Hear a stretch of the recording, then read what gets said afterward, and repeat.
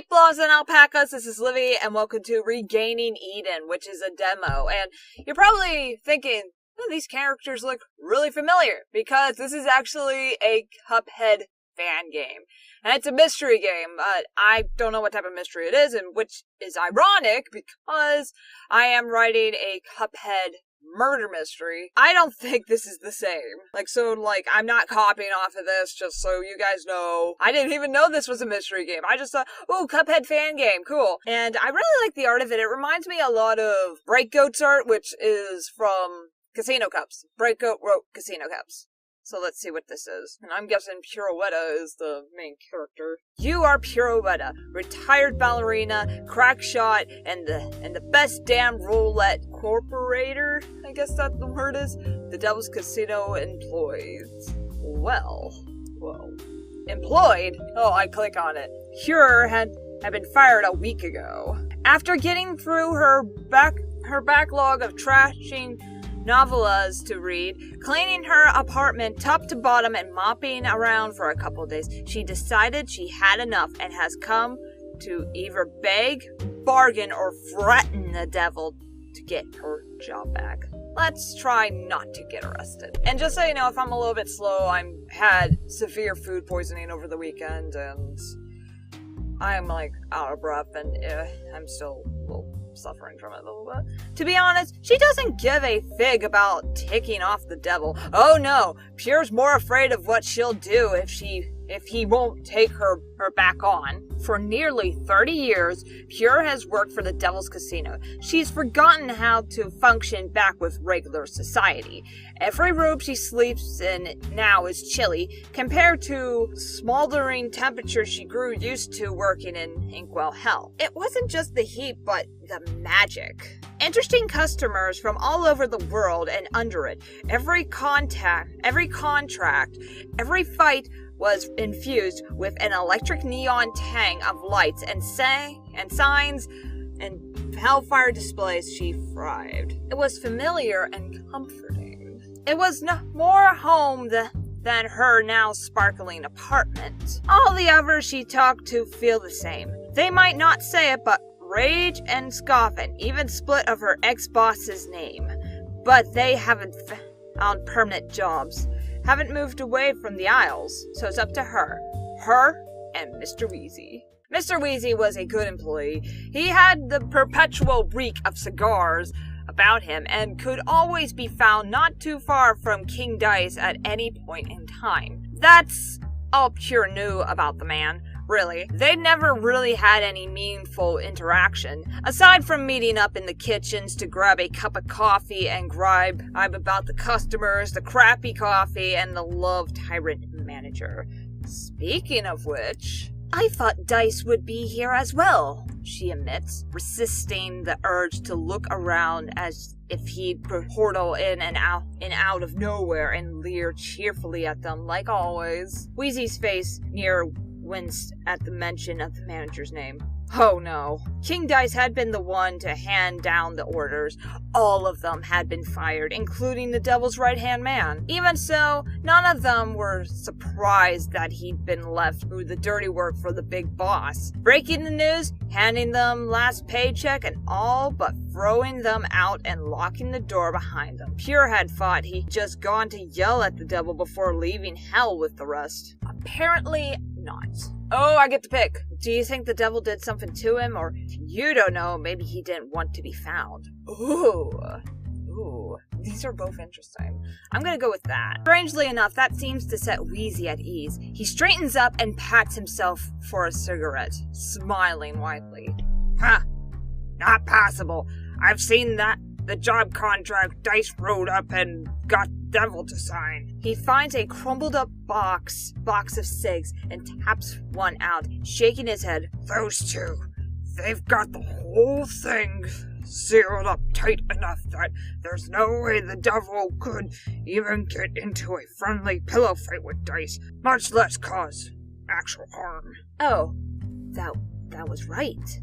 The contract. The art in here is really pretty. The contract was, all accounts, something of a legend in Hell's... I can't even pronounce that. circles, the devil would always smile proudly and literally pat himself on the back any time it was brought up.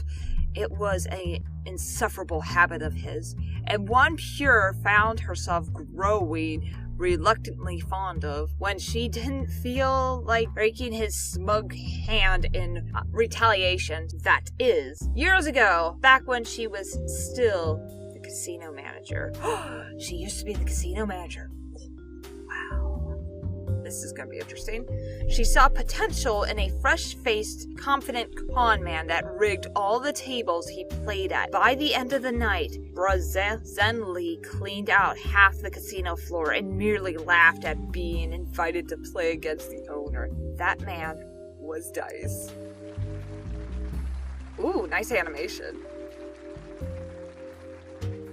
That man was King Dice. She saw something in him back then, and still sees it now. Cleverness and self-servation, and a strangely genuine sense of humor that makes Maid scarily efficient game.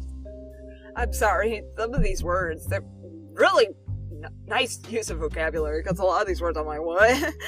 It's what made her choose him as a successor. A successor who, after one game with the devil, came out of it with his soul intact, a new job, and the contract. An unsettling red leather-bound book, every page nearly transcribed in Dice's loopy handwriting, and also, coincidentally, the size of a small infant.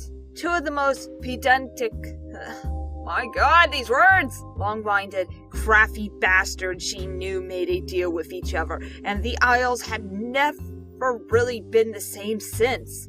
His loyalty brought and bartered her off completely. Dice was the one man in all of Inkwell with the least to fear from the devil and his temper. You know how those two are back then.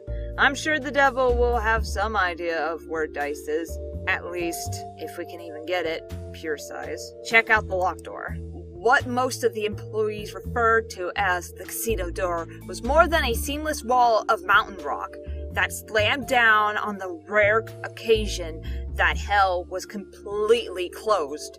There was no seam, no hand grip, no way to drill through the magically protected rock. This was part of the reason she hoped to find Dice here as well. He alone had the only key. Wheezy gently nudges her at the side, rubbing his hands briskly together like a showman preparing to release a flurry of doves from his sleeve. He picked that up from Dice. She bet money on it. She doesn't have time to dryly remark on it because his hands start to create heat, rolls in the air, and then glow. Ooh, the animation, whoa. Oh my God. This is cool. Watch this. He breathes out and presses his hands and the flaming key within them to the door. It shudders open. Looking at the strange bright pink of flames, so different from his usual orange fire, Pure inhales sharply at the realization. Wheezy! That's soul magic! He winks at her. Need a soul to barter in hell, don't you? As long as I get back out through this way, I'll get it back. There's something less substantial about him now, and Pure shivers. Soul magic, not her own wheelhouse. Eerie, but whatever works. It's cold. Hell has never been this cold before. The caverns look even bigger in the suffering gloom. The spewing volcanoes had shrunk black and cold. Immediately, her cheeks and nose sting in the cold, and she regrets not bringing a hooded coat. There's a sensation of heavy air crowding up against them, despite the unnatural emptiness, and both of them refuse to break the silence. With a mute, shrugs, Wheezy's nods towards her and does a strangely fluid flick to send the contained fireball into orbit around them to light the way. With Wheezy at her side, Pure straightens her hunched shoulders and wonders which way to head first. The casino might have some imps around it, or the throne room is usually open no matter what. Oh. Let's go to the casino. Only when their echoing footsteps had muffled by the red carpet does Pure seem to feel safe enough to relax a bit more. There's something about this eerie, empty hell that unsettles her. She never thought the smoldering heat she'd grown to love would ever go out, at least not again. Think Dice might find a way to break the heating system in here again? She joked weakly. Wheezy snickered quietly next to her. The manager was known to despise the high temperature and would properly love to live in the cold. Dank cave if it meant never sweating again. There was an incident that no one ever proved was caused by the man where the casino was plunged into near cold temperatures for a whole day. Still smiling slightly, Pure hustled towards to try the door. Locked, she swears under her breath. Well, that was a dead end. Turning back to Wheezy, she opened her mouth to tell him, but found that he shuffled off to the side where the unlit floor scones were. Oh, bow tie.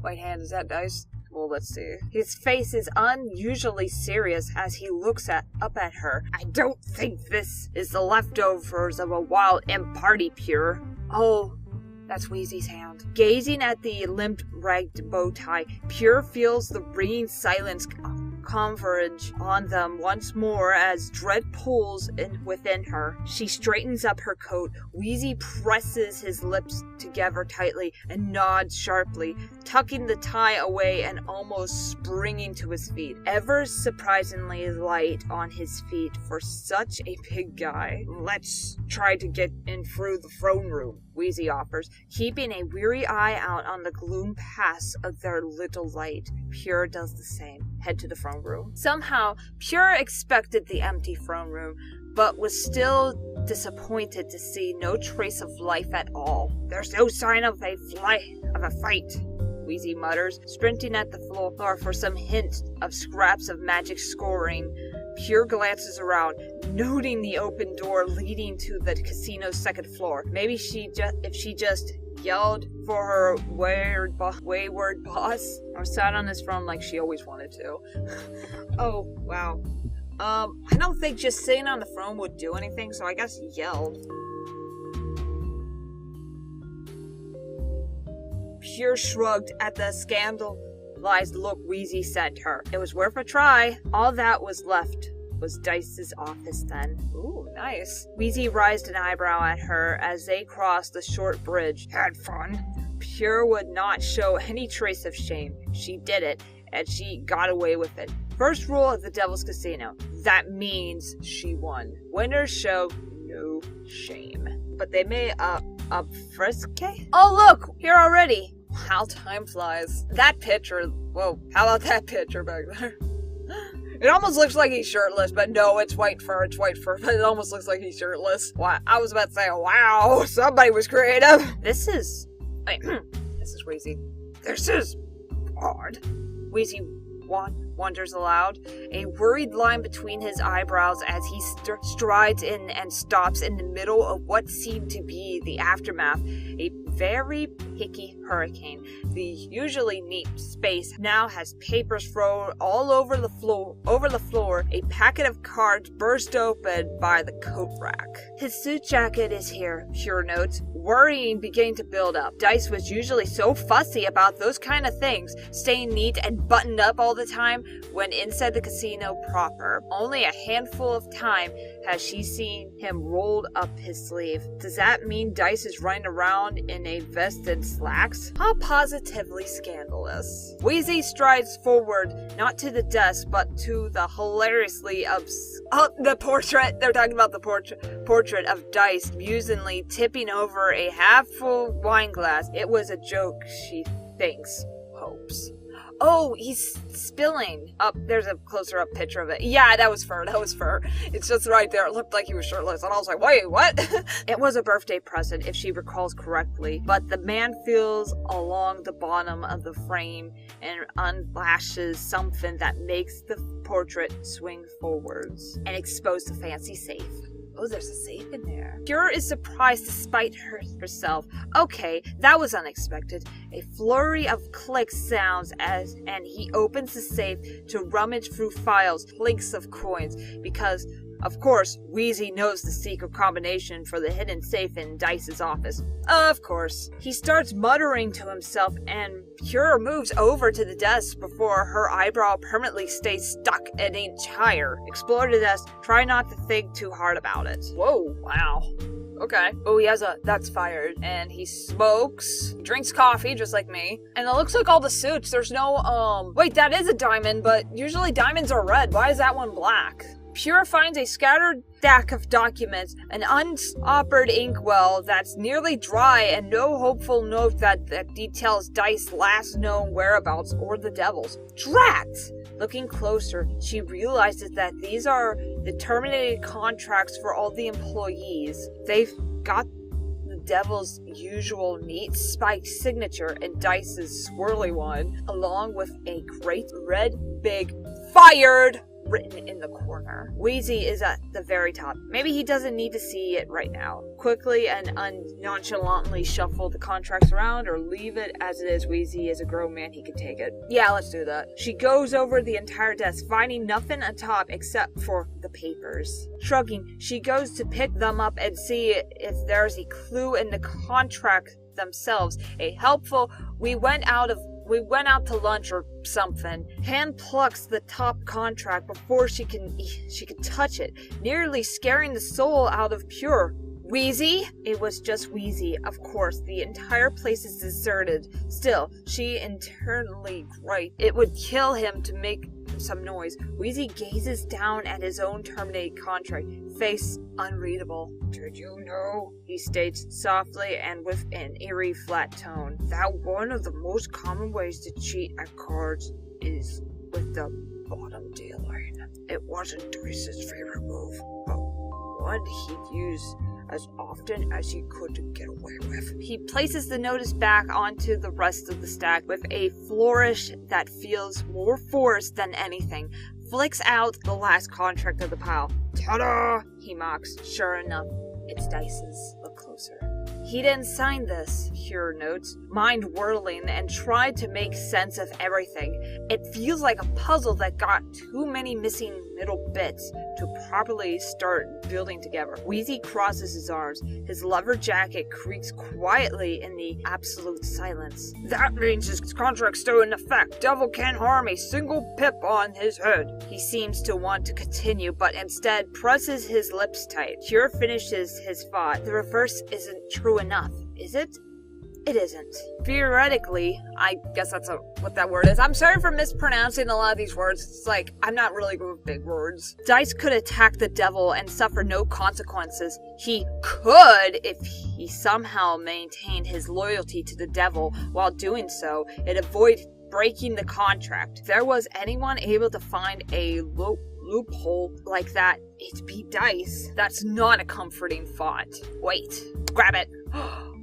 There's blood on the tip. Wheezy steps away from her. Where? He clears his throat. Where's the rest of the pen? Godly purple thing? He can't seem to look at the bloody nib in her hands. I couldn't see it on the desk anywhere, she replies, shivering. She had been getting used to the chill that pervaded the entire casino now, but she feels the temperature drop even more. Knows that if she had breathed out, there'd be a foggy steam left behind. It was getting colder. Check around the desk.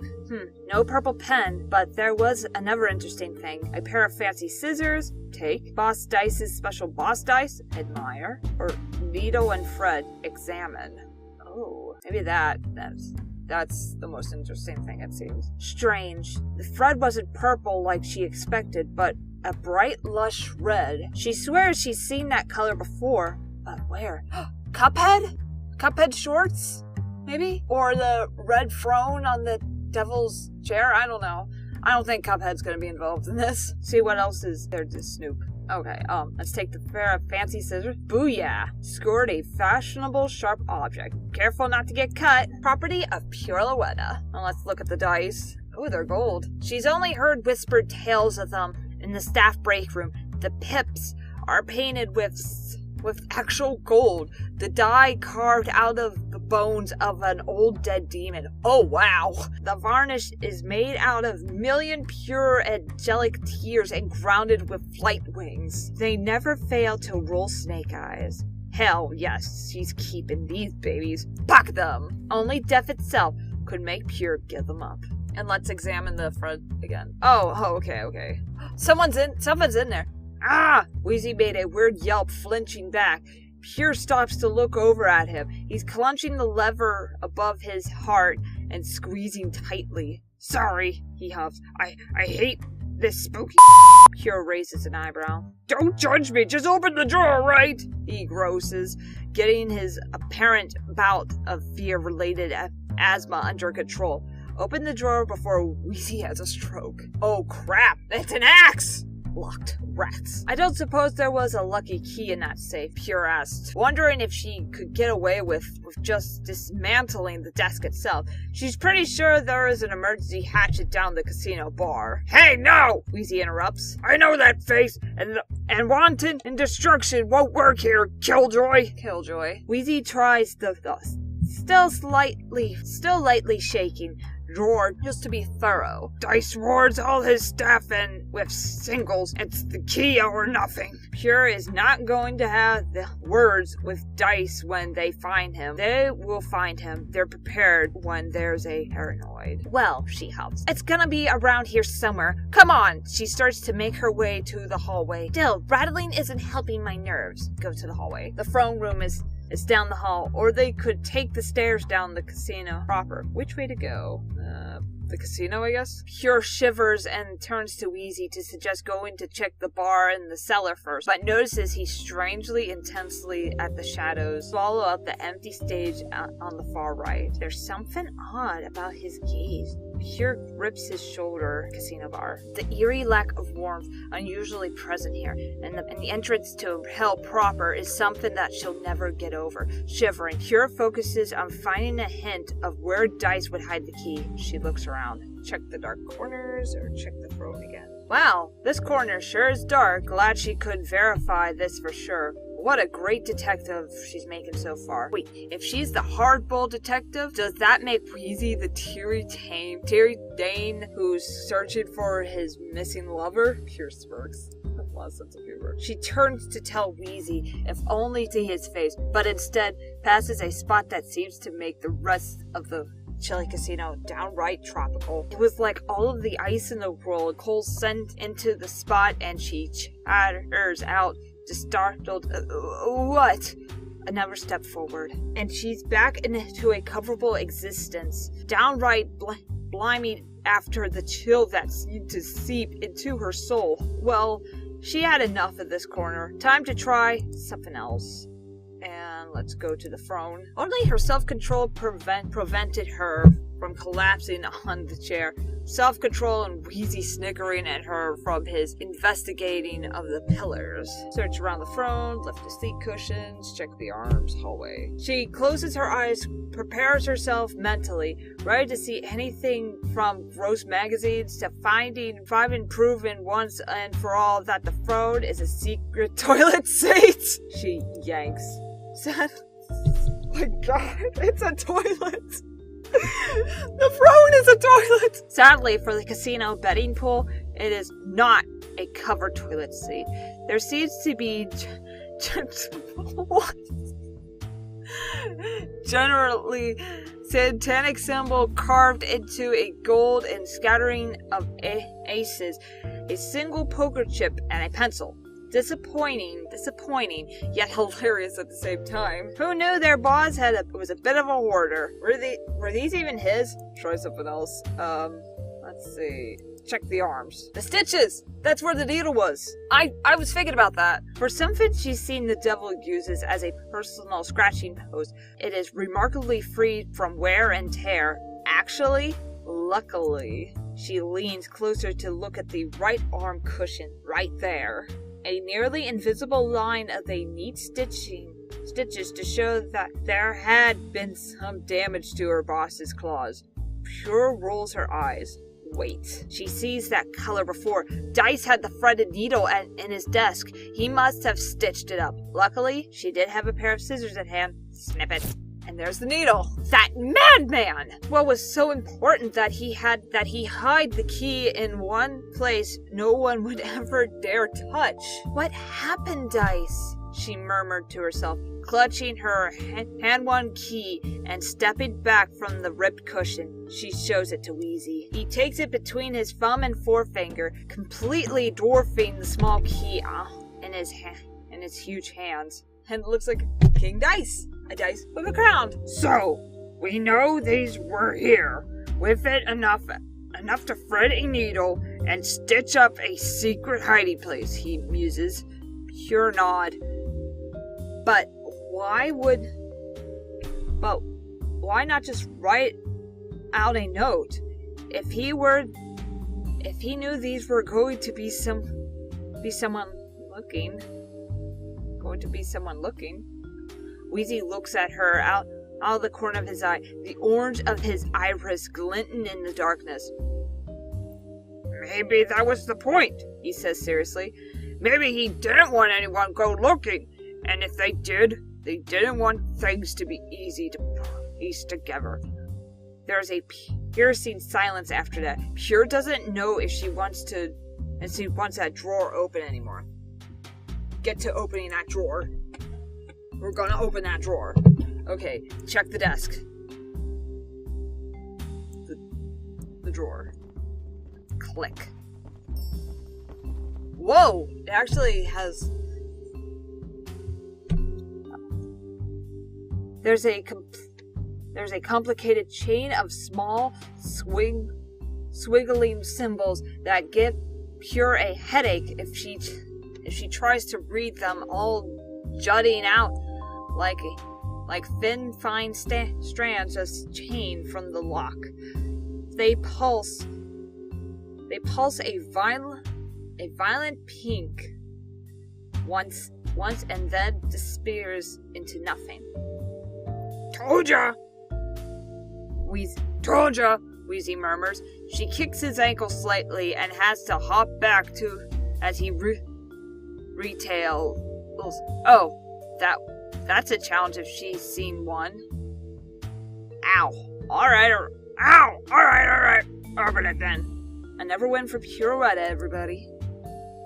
Before she can so much as pull the handle, it burst open. His gloves! Oh my god, they're so cute! Boop! It's Dice's gloves. They waved at them frantically and began to sign something, but it's too fast for Pure to translate. Wheezy reaches past her and scoops them up in one hand. Slow down. I caught half of all that. He gentles them as then frowns down at his palms. Again, he makes a waiting motion. They're heavy, he notes wonderingly. A pair have been jumping up and down again, and the clip of metal is more apparent. Pure begins to move forward them, and they still pluck out one of the objects from inside them. Pure. Her name tag. It's our employee badges? Pure questions, holding that one, coincidentally, has her name engraved in gold. Dice took them back. Wheezy laces fingers with them and appends the gloves onto his other hand, letting all the badges cascade out. The last one drops isn't a rectangle, but a crown. The gloves, now free of their burden, begin to jump and float in the hair, signaling only one message over and over. Put them on, put them on, the boss said to put them on. Put them on, the boss said to put them on. They used the name sign for Dice when they signed boss, so Pure guesses she knows they how they got in there. Dice definitely locked them in. She doesn't think he did it maliciously, but to make sure they got these badges. Well, if King Dice thought it was important, it's a relief to have the badge pin back on her label.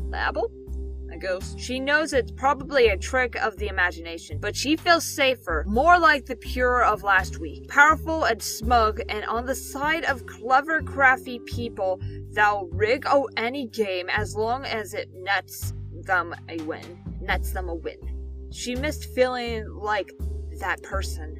She notices Wheezy looking down at the badges, making no move to pin them back on. Do you get the feeling? He starts slowly, measuring out each word with a thoughtfulness that many never think a man capable of. That this is bigger than we could understand? Pure glances around the dimming light-lit office, like she can see into every dark nook and cranny that makes up the abandoned Devil's Casino. Tell him, I think that someone invaded our home, she states, brow deepening and her mouth twisting into a sneer. The more she thinks about it, I think someone nabbed our bosses and Dice was the Devil's best bet of getting the clue to us. To get people looking in the first place, the air them charging up with swirling magic, the same ingredient angered reflected in his face. Weasel rifles for his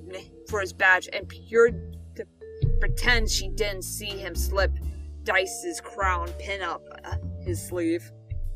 He puts it on and nods at her, ushering the gloves into his jacket pocket. They slipped and popped back out to dangle curiously and Pure at everything. Leave, there's nothing left here. Slowly walking away towards the bright exit, Pure at a step stops and looks back, wondering. Check the casino entrance before we go, or just leave? Let's go. Chop chop. Oh wow. Run! Wheezy yells, not waiting for her reply before he scoops her up, flings her over his shoulder, and barrels towards as fast as possible, like she's able to witness the entire structure begin to collapse on itself, slow and unstoppable like a force of nature. Tears prick out her tears. She's already been kicked out, hasn't stepped foot in there for an entire week, but only now, seeing the king and queen crumble to dust, the cards break and fall. Now it feels like she truly lost her home. Listens closely. Wait, that sounded like her. Who's her? Get out.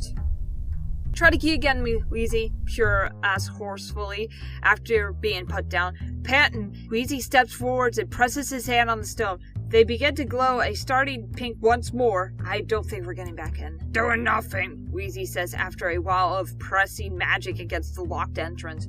Pure has to agree, no matter how much it pains her. Turning to the spread of aisle free before they exchange looks. Where to first then? Wheezy asks, carefully patting the still existent pair of gloves in his pocket.